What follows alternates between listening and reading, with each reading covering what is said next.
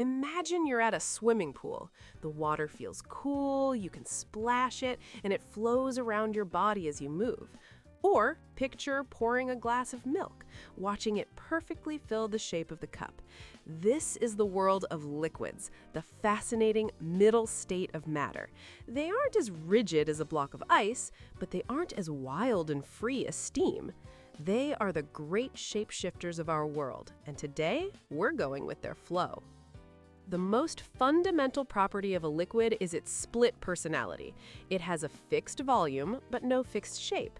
If you have 1 liter of juice, it's always 1 liter.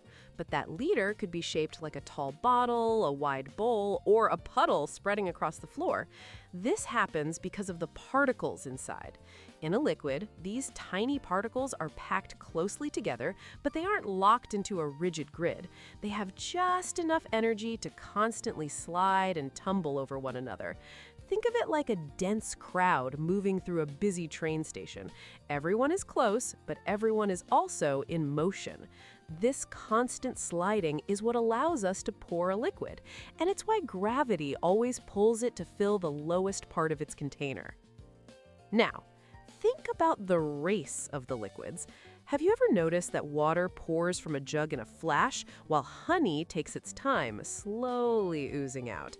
This property is called viscosity. It's the scientific term for a liquid's thickness, or its resistance to flowing. Water and milk have low viscosity. Their particles are slippery and glide past each other with ease.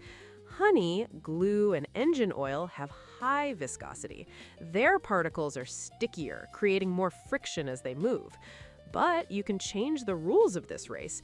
If you gently warm up that thick honey, you give its particles more energy. They move faster, the stickiness decreases, and its viscosity drops, making it pour much easier. Some liquids are even stranger.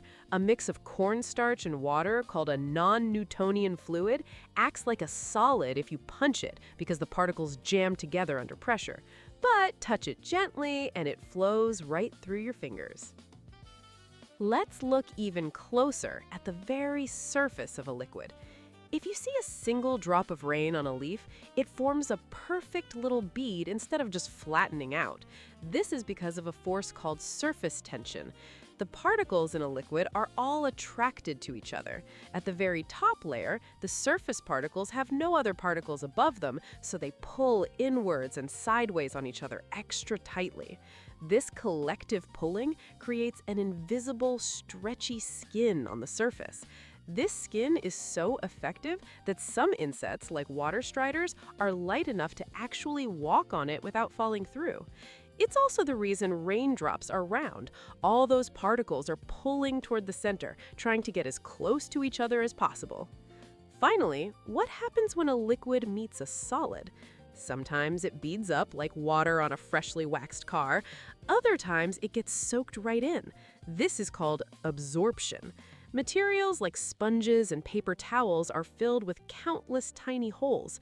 They use a process called capillary action to pull liquid particles into those holes, almost like millions of tiny straws working together. It's the very same trick that plants use to pull water from the soil all the way up to their highest leaves, fighting gravity every single step of the way.